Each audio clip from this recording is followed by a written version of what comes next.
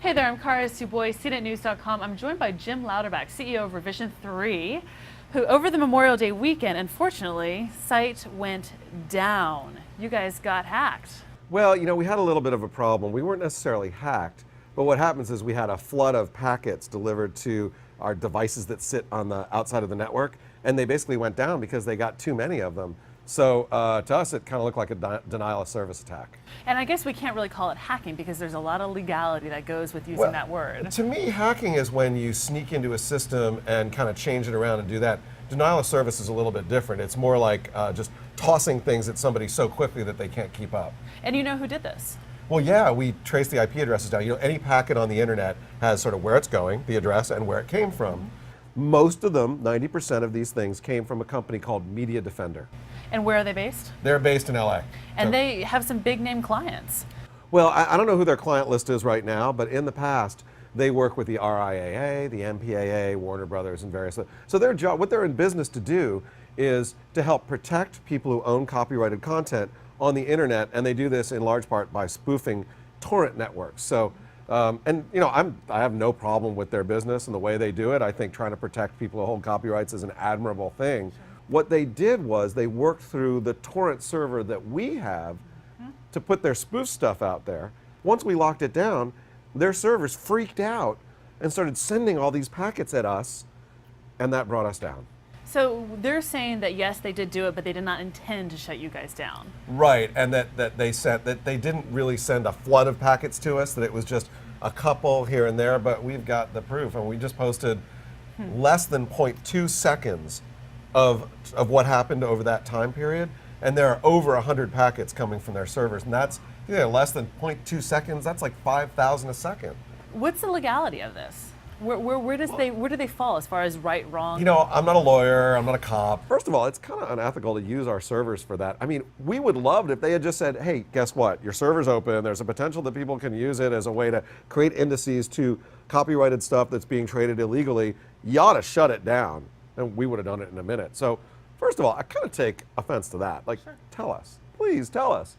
But once we actually did, the appropriate thing and shut it down and create it so only our files could be accessible through it, don't start throwing packets at us because there's a problem. So what kind of recourse do you have? Where are you taking this next?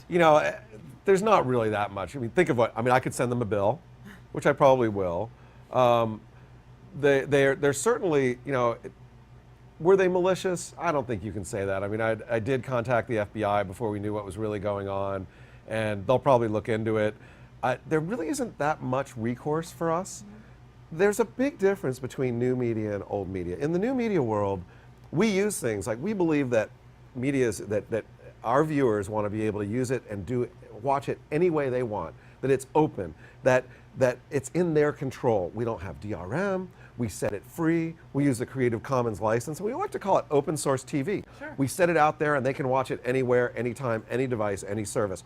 Old media believes that they want to control the experience in a walled garden with DRM, so you can only watch it here.